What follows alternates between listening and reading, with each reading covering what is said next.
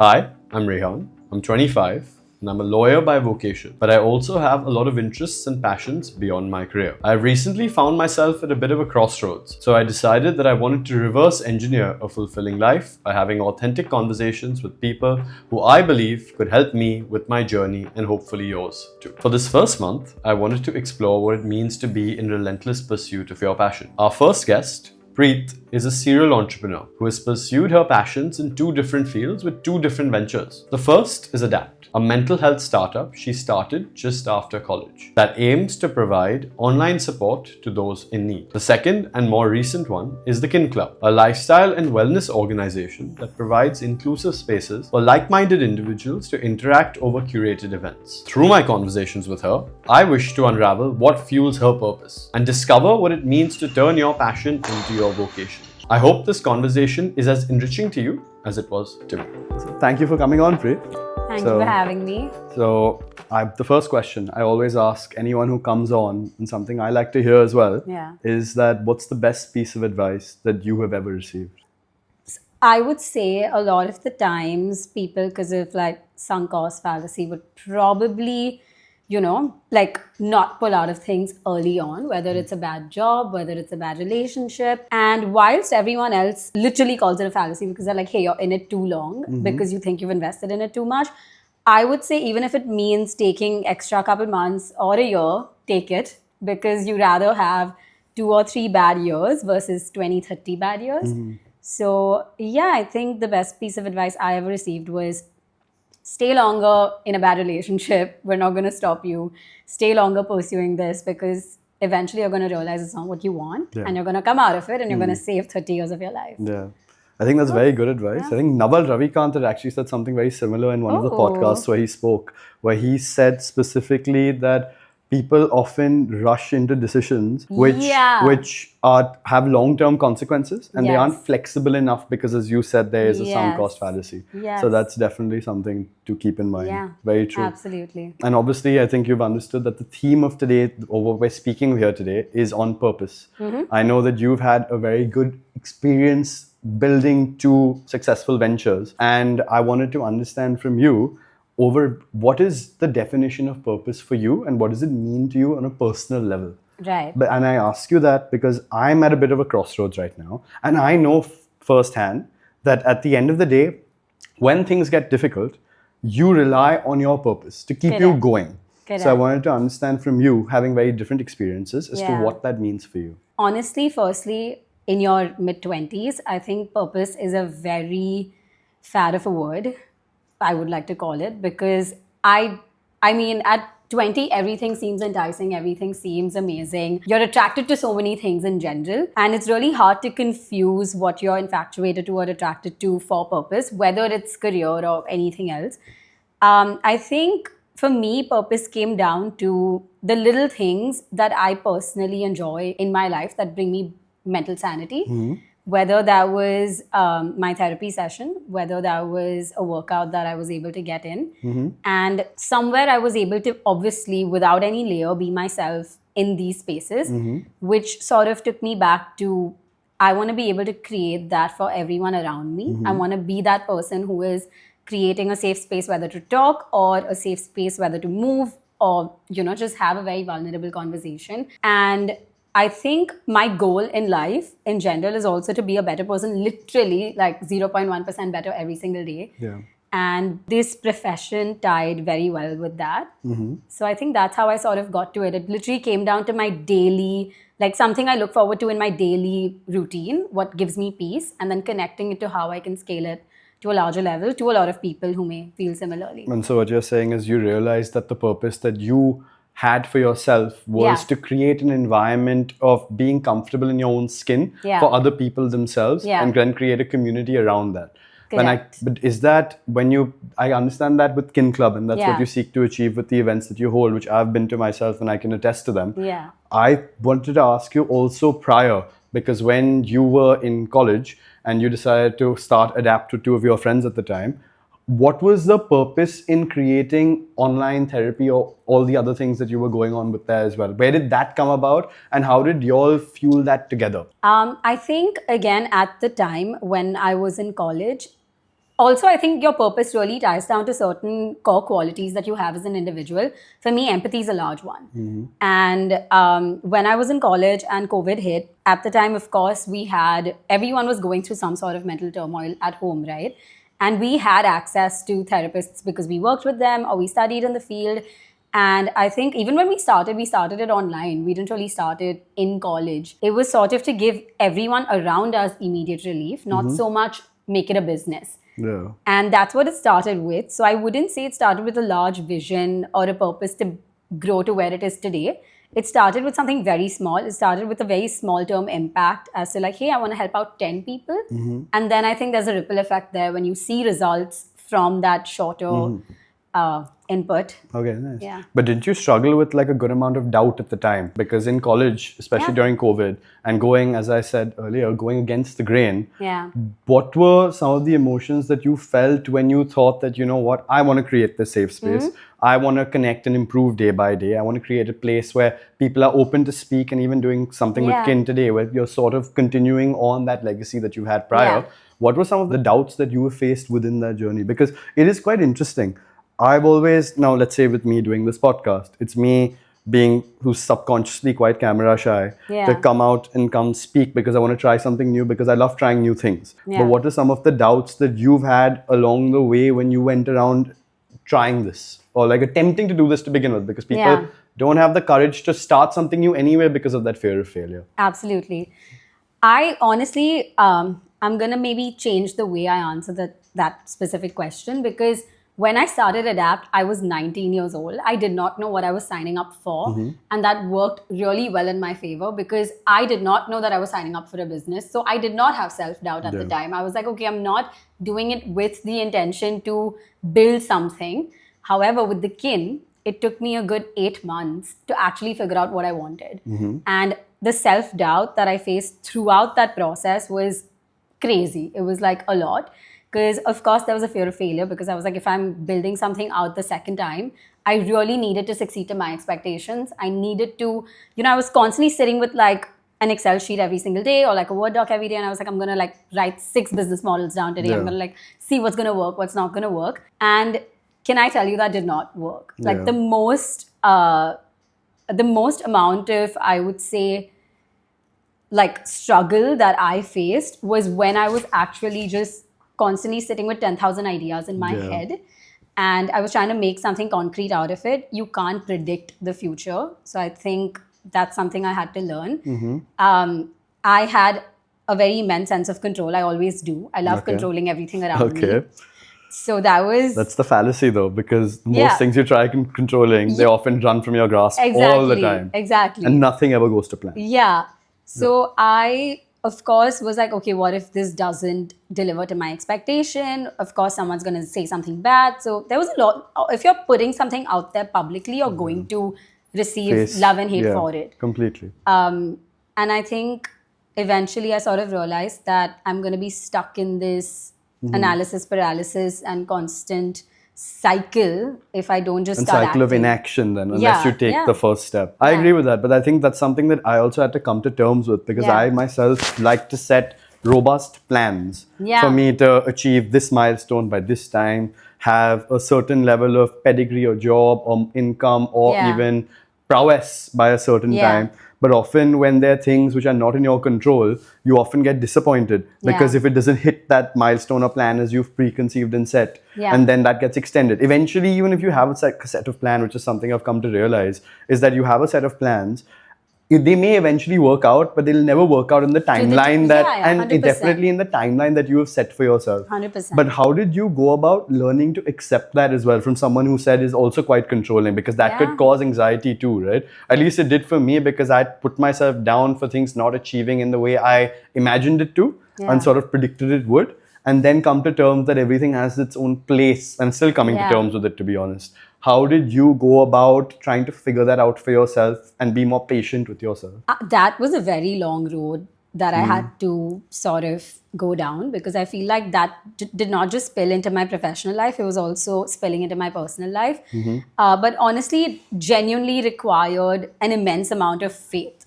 Like it just required me to know that luckily or unluckily, I don't know, there were a lot of situations in my life where I would forcefully want to like stay in. And once they ended, almost like months or years later, I was like, thank God, like I was really saved. Yeah. And that's always the case, right? When you're neck deep into something, you do not have like the super widened angle. Yeah. So I think it's super important to once in a while, whether it's even your work or whether it's your personal life, to have like a zoom in and zoom out. And the zoom out in this case really helps. Yeah. Because you're like, okay, what's the larger picture? Like, So when you say zoom out, you mean like don't take yourself too seriously? Or you have more acceptance in the way things go? I think more acceptance in the way things go, and know that in the larger picture, this is not that important a factor. And even if it were not to work out, like what is the worst case scenario? Yeah. Because there is truly never a worst case scenario. Yeah. It's just seemingly really bad in your head. And in the moment. Yeah, in the moment, Where it time, really- in the moment, I think you feel like the weight is on your shoulders. Yeah. But often than not, you realize when you wake up the next day and then the next week and the next month, it often Yeah. just heals itself. Yeah. Which is the fallacy of time, which is Yeah. interesting. You have more time than you think, but not enough time. I think it's like Always. that interesting balance. Yeah, paradoxical. Yeah. But would you say that your values as a person align with the purpose that you've said that you want to create a safe space? What are your empirical values inherently that you think translate to that purpose that you seek to achieve for other people?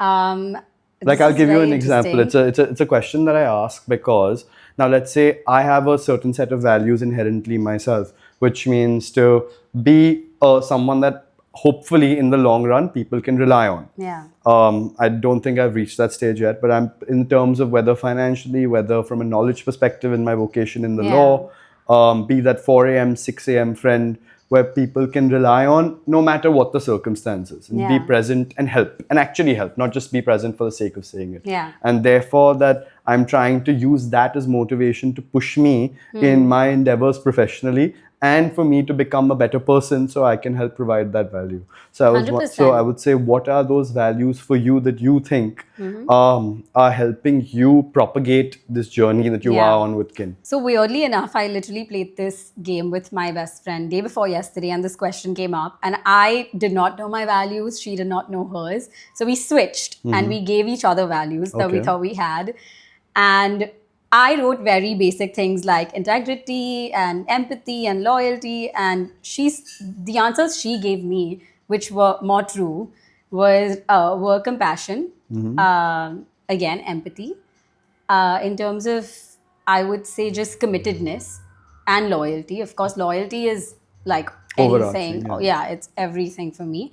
But I would say more so committedness to stuff. Okay. Yeah, so compassion has led me with...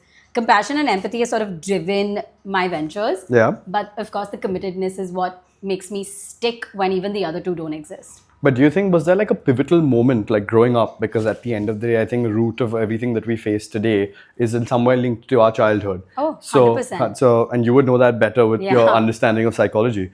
Was there like a pivotal moment for you that you discovered that, you know what, I want to take this forward, and then that's where you discovered like your passion?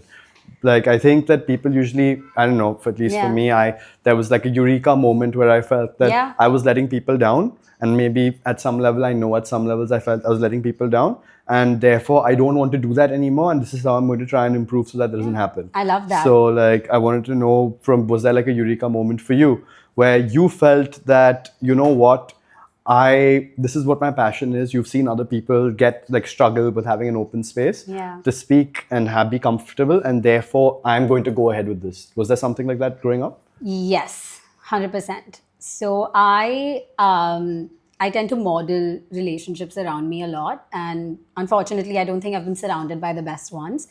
So I think there was a point for me where I have a very self-sabotaging pattern. So like, I wouldn't say, for me, it's slightly different than yours.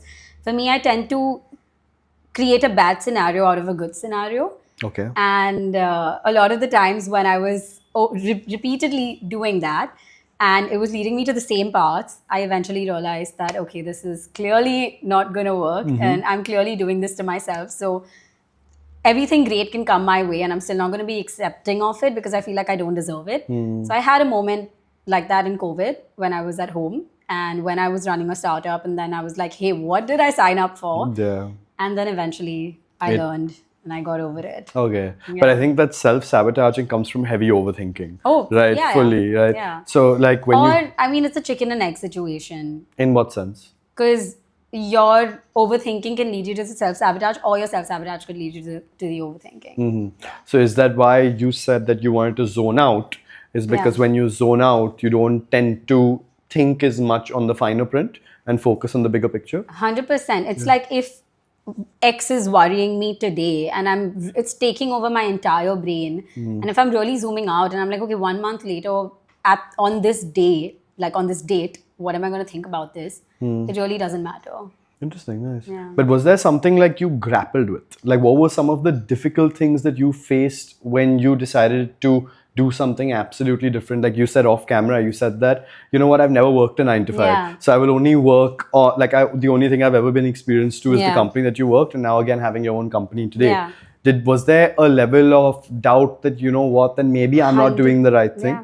Throughout pursuing your passion, and how did you deal with that doubt? Because I think people don't take action Yeah. for following their passions because there is a level of, you know what, maybe this may not be right for me. Yeah. And they put themselves in uncomfortable situations, not having a sense of passion and urgency for what actually may be destined for them. And they realize it late. And I asked that as well because I realized I got into the law thinking, and then I went through a phase where that wasn't my passion, and then started back to be like, you know what, I'm actually really enjoying it now. Yeah. And become passionate for it over a period of time thereafter. Yeah. So I mean, it's a saying also, right? Like when you are skilled, you tend to enjoy it more. yeah. Yeah, fully. Which is because when you start something, you suck. Like Yeah. you're absolute dog shit. So Yeah. and then dealing with seeing people around you be better than you is a bit complex that one has Yeah. inherently. So did you feel that level of doubt as well because you saw people around you far more experienced Yeah. and you had a sense of doubt, or did doing it with friends help you in that endeavor? I wouldn't say so much when I was running Adapt because again, I was very young. So if anything, I thought I was achieving a lot more than people around Yeah. me. But this time around, at almost 26 years old, it's been really hard. I found myself constantly comparing my routine to maybe my friend's 9 to 5. I'm like, oh, she is in consulting. He's an investment banker. They wake up in the morning at 7. They're in office at 8. They're like on calls and they're back at like 5 p.m. And I'm like scheduling calls 3 p.m. in the afternoon. Probably some days I wake up very early, but some days I will wake up very early and then go back home and go back to sleep. Yeah. So there was a constant comparison in my head as to, am I even doing the right thing? And is success going to find its way to me if I keep living like this? Because I'm supposed to work that hard if if I think I'm worthy enough of that specific output. But I think it really, really takes the right kind of support system around you to constantly remind you that you're doing a great job, even if you don't see it. And I've been blessed with that. Okay. And I think it's so important to, even when you don't have faith in yourself, because you will not, if you're an entrepreneur, if you're following your passion, at a lot of points, you will have like maximum self-doubt. Yeah. You need to have the right kind of people who are like constantly there to maybe switch that off for you. 100%. But then what would you say? You said something quite like interesting right now. You said that till I see that level of success. Yeah. But so then what is that definition of success for you? Would it be reaching to that many people and then creating that environment today? Or Yeah. was it linked to financial success and trying to find that blend of both? Like if you say success, what is your version of success in your overall understanding of your passion? I think for me, both the, I would say, industries I've worked in, they're very niche and they're very like different from the norm. A lot of the times, if you're not a doctor, in this case scenario, making money in mental health and wellness is very hard. It's very, very hard to monetize. For me, I think freedom was, of course, like for me, success is scale and reaching a lot of people, but also more than that, just beyond freedom, right? Beyond financial freedom, where what I do is not just giving me like maybe like a positive reinforcing feeling, but it's also, or like an intrinsically motivating feeling, but it's also giving me like the monetary freedom to live my life the way I want to, and a lot more. Because I'm not someone, and I hate to say this, but I'm maybe, and with all due respect, everyone who does a 9 to 5 and loves their stable incomes, I'm very happy, and I think that's the path that you want to be on. That's great. I just don't think I want to ever do that. I've been very, very, I would say, driven by this startup ecosystem and building a company for myself. And I see myself operating on a slightly larger scale. Okay. So that's a fine blend between you benefit others and then subsequently that benefits yourself. Yeah. As well. And I truly believe if you are really passionate about it and you have a skill set for it, it's going to make you money. Time is not something you can control, but it's going to come. Okay. But that's quite interesting as well, because I think and most people, like, because me being a competitive person, you see people, or like you'd end up doom scrolling on LinkedIn and seeing, but this person's doing slightly better than you, or that person's doing slightly better than you. And then you often wonder what more can you do for yourself. So I understand that firsthand, whereas it's that imposter syndrome, where what more can you do, and then you become overcritical of what you are currently doing. 100%. And that's a cycle that I also constantly do with, because you have high expectations of yourself. And that is a self-sabotaging cycle, right? Completely. But how does one then, so that's what I wanted to understand from you a little further, is that when you're in that self-sabotaging cycle, following something that you believe to be true, how do you have the conviction to go ahead with it in that moment still? Because you still believe that you had a bigger outcome available, or there were some things that are destined bigger for you, and you focus on your process that will help you get there. Is that what you had done for yourself? Again, there are days where I have zero belief in my, like, even with the kin, I would say the last 2 weeks, I've been constantly overthinking, and I'm like, okay, is this sustainable? Is this like going to give me the results I want? I'm not maybe doing the best job with it. And I've had those thoughts, right? And at least in my case scenario, of course, while I do everything to be physically and mentally healthy, and that's an advice anyone can give you, like, oh, be grounded, meditate, like, pull yourself out of these situations. For me, a lot of the times that does not work. And for me, having the right kind of support system does. I will ring up my best friend. I will have my brother come in and tell me, you're not seeing it, but just, you don't have to see it. Don't ruin a good thing for a bad thing. Like, just enjoy it. And I think having the right kind of people around you is the biggest. But then following your passion, do you think it's actually benefited your mental health than make it worse? Or because if now you having that experience, and from what I can gauge, having a very self-reflective personality to understand what you're going through, because most people can't even vocalize what they're feeling, right? So how do you feel like, by putting yourself into this cauldron of fire in the entrepreneurial space, and me having the experience of that myself with something I had tried, how... I don't know that. Yeah, so what is that feeling that you have faced, especially doing it alone? And do you think that has actually benefited your overall mental well-being, or it's actually been, in the long run, as you said, maybe to its detriment as well? How has that experience been? Okay, so I think there's a price you pay for everything. And if you want not ordinary results, then you need to have not ordinary effort. However, for me, luckily, because of, let's say, passion or purpose or whatever we want to call it today, I love what I do. It doesn't feel like work. There are days it obviously exhausts me. There are days where it does lead me to a spiral.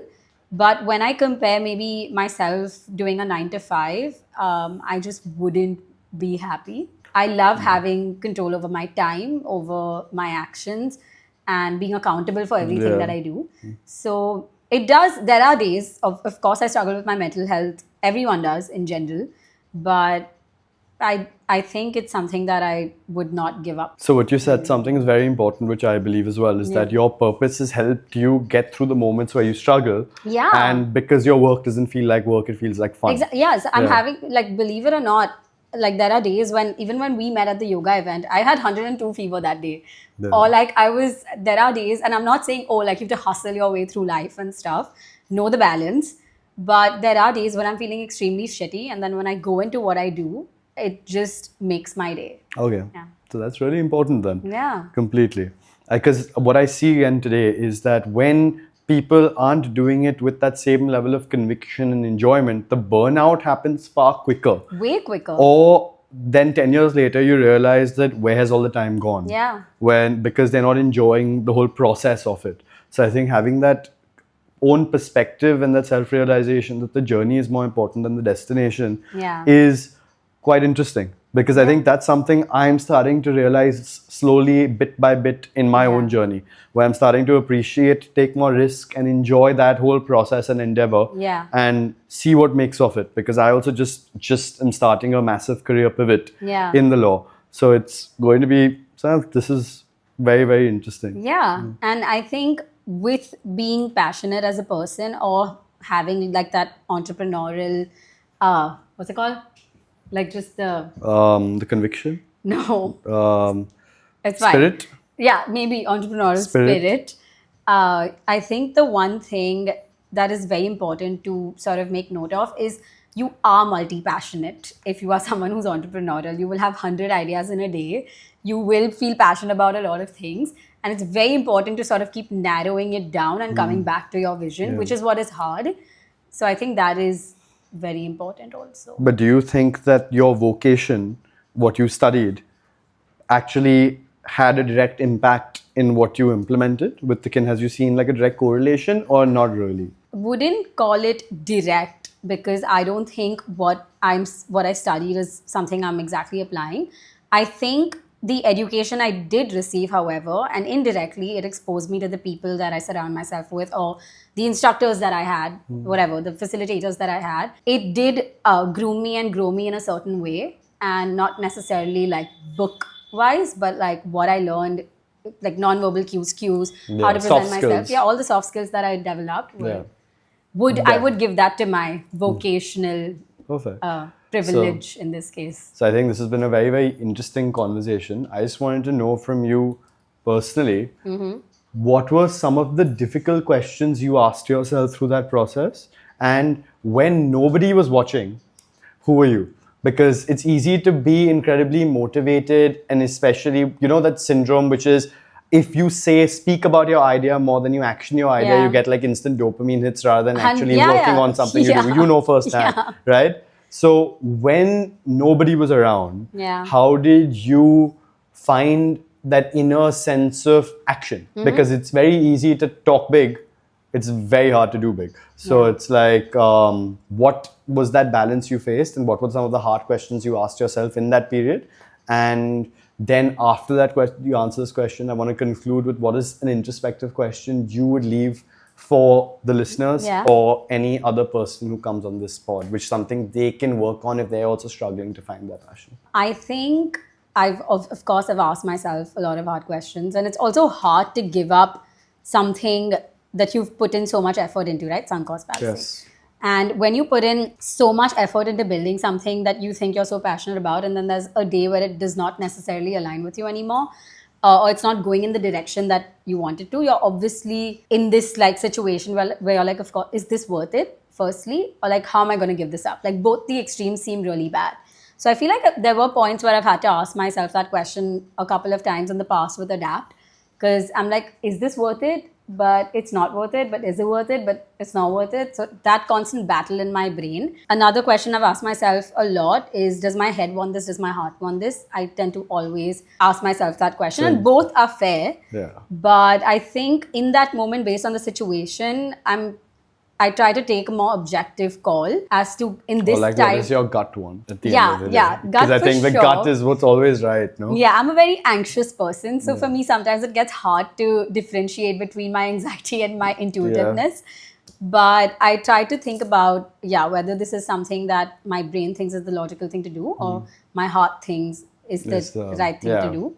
To conclude, because I think this is something that we can imbibe completely from your story, is what is a hard question you would ask, or an introspective question more than hard, but it's an introspective question you would ask for the listeners who are sort of finding their passion or looking for their passion, or the listener or the person who's coming next, as to which will help them on their journey throughout whatever their endeavors are. I read this somewhere, which I don't remember where, or I heard it somewhere, but basically it said something that you are so good at. I mean, essentially what your really, really high skill set is, or something that you're really good at, is something you don't even think is a skill of yours. It's just that, for example, I'm going to tell you, you just come off as being really confident and you speak really well, for instance. Or I'll be like, Rehan, you do like this really well. And you'll be like, yeah, but that's like so easy for me. I don't really see it. I think that is something you need to like question more and look deeper into, because that's truly your strength per se. It's something you're not aware of, something that comes super easy to you, and leverage that. But the question would be, what is that strength for you? Like, what is something that comes to you so easily and you don't think it's a task, but people around you really appreciate that about you? Interesting. That's a great question. Yeah. Thanks for coming on, Preet. Thank you for having me.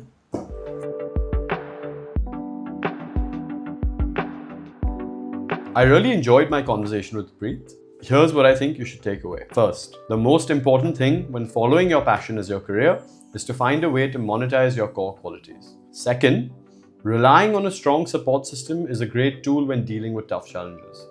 And third, accept things that aren't in your control, because taking things personally only hinders your passion for your career. Please let me know what you think. Like, comment, and subscribe, and I'll see you next time.